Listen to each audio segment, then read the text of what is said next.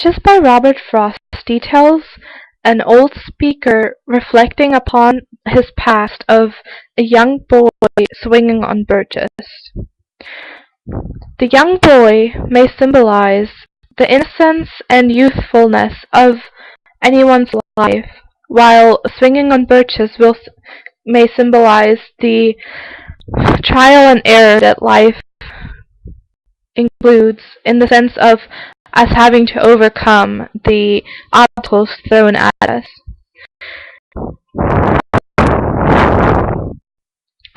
The fact that the individual swinging upon the birches is a young child signifies that from the beginning on, human beings have to overcome challenges that, while simple challenges we will overcome, and this is symbolized by when Robert Frost says that the birches simply bend back and forth to where we overcome it to the very top of the birch, but then we bend back down and have another obstacle. The fact that the trees are bending, it can be said that they symbolize the human being, as it details how a human being will bend from the good and the bad to the struggles we have. And as is introduced by Robert Frost when he says that when he introduces the poem in this way: when I see birches bend to left and right across the lines of straighter, darker trees, he symbolizes the fact that the birches are the humans overcoming the challenges which are faced upon them, while the straighter, darker trees are the elders to the youthful human beings that have overcome those, that are stronger and are not bent by any type of struggle. He continues to say that, I like to think some boy's been swinging them, but swinging them bend them down to stay as ice storms do.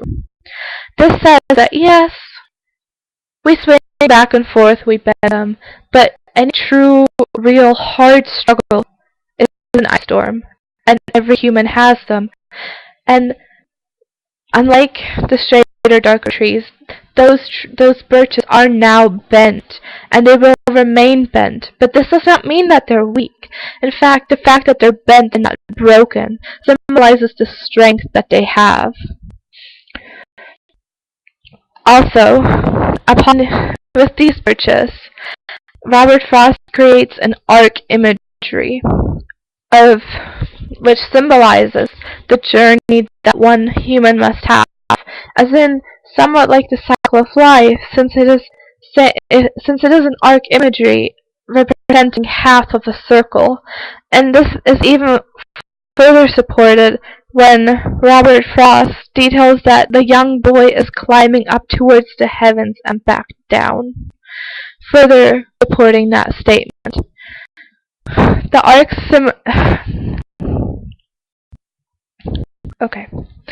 The arc imagery symbolizes this and much more. The fact that it is an arc.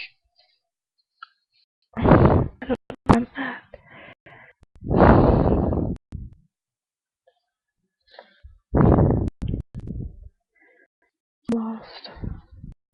Okay, wait. The arc imagery is in support of the symbolism I previously mentioned, since it just further supports the strength that one human must face. And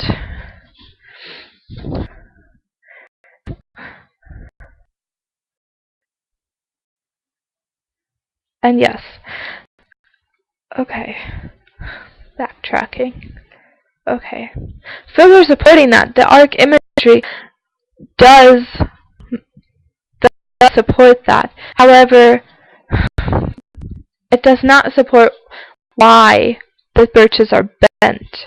Robert Frost says that you often see the birches, and in fact he says this in the poem, often have seen them loaded with ice a sunny winter morning after a rain.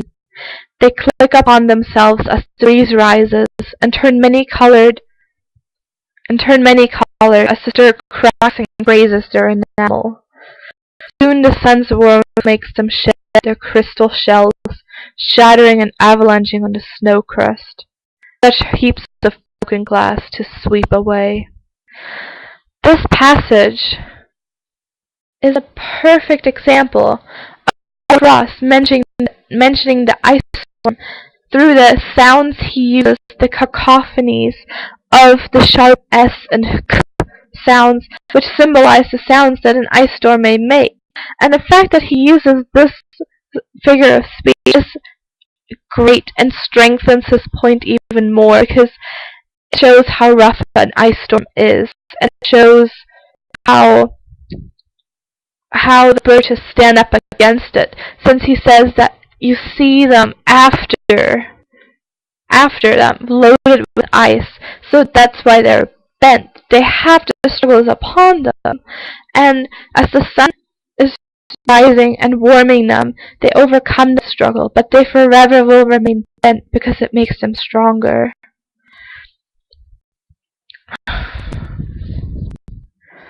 To further support Robert Frost's statement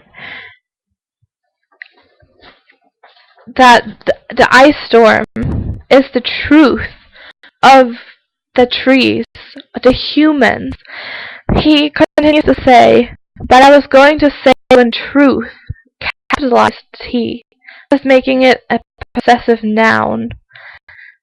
But I was going to say when truth broke in with all her matter of fact about the ice storms. Robert Frost, with these lines, references that the young boy does not have anything to do with them being bent. And while the speaker does like to think it, because it does symbolize an innocence and youthfulness that elderly people do not possess because they have undergone such struggles. He continues to suggest that the truth of such struggles of the humans planted the trees, such as the father of the young boy planted the obstacles as well. And Robert Frost suggests this by writing, one by one he subdued his father's trees by writing them down over and over again until he took the stiffness out of them, and not one but hung limp, not one for him to conquer. This goes back to like imagery, and it's significant because while you can overcome such silly obstacles that are not silly, such obstacles that, say, your father or your parent or any societal person puts in place, you just weaken it. You don't strengthen it in any way. Robert Frost also writes about the knowledge that everyone has made mistakes, and saying that he learned all there was to learn about not launching out too soon, and so not carrying the tree away clear to the ground. This gives the image of the young boy now knowing just when to launch out, just how to, because he learns from the mistakes he made, such as the trees, which are obstacles. They're always different, and you learn differently from each mistake that you make. At the conclusion of the poem, Robert Frost mentions the speaker of Birches goes back to the young boy and suggesting that whenever he gets lost, he wants to go back to simpler ways, just as the boy is symbolizing. He writes, "Life is too much like a pathless wood," meaning that a pathless wood, there's no choice left you think you can take. and it is extremely hopeless in its tone. He continues to write, where your face burns and tickles with cobwebs broken across it, and one eye is weeping from a having lashed across it open. I mean, that just supports the struggles that he sometimes goes through when he wishes he was that young boy swinging back and forth, bending the birches. And he even states that when he writes, I'd like to get away from the earth a while, and then come back and begin over. Again, that has dark imagery because he suggests that he would like to leave Earth, and at a previous point he said that the young boy climbs towards heaven and back, further supporting that statement. And he concludes the poem in saying, one could do worse than be a swinger of birches. That if individuals don't try to overcome anything, they're worse than a swinger of birches. They have no purpose. And that's really hopeless. But what's significant is that while towards the end there are hopeless tones, throughout most of the poem it's not very hopeless.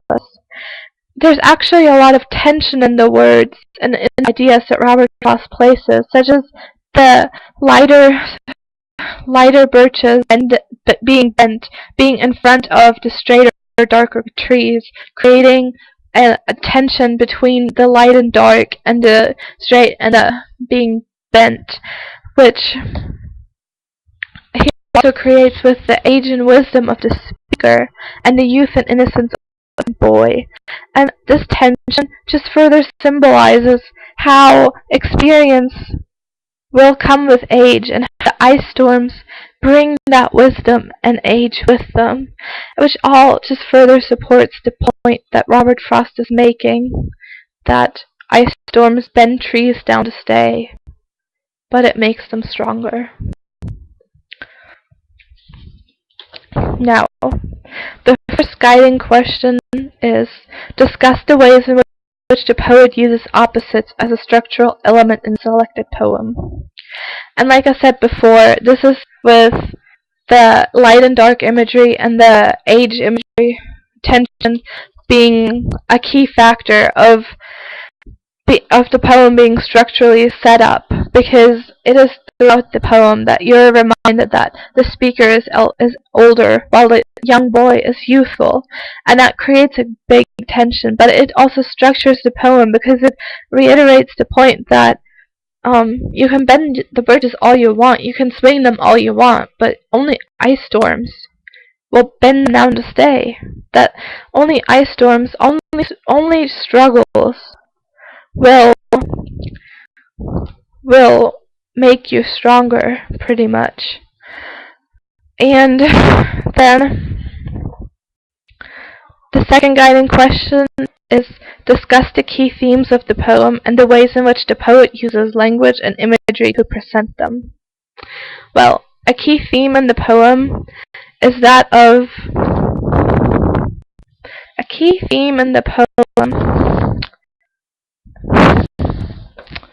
I do have this. Okay. A key theme in the poem is that one should not give up. One should continue to face the struggles, to face the ice storms, and Robert Frost presents this through the language he uses to present the ice storm, of it being harsh, of it being harsh and just incredibly cruel sounding almost, but then also use hopeful imagery and language of the young boy facing through those struggles. And as an other guiding question, the tension that Robert Frost uses is also a way that he reiterates the main theme of the poem. And the imagery he uses to select that, I mean, the arc of it bending you down, but then you pop back up, and yeah.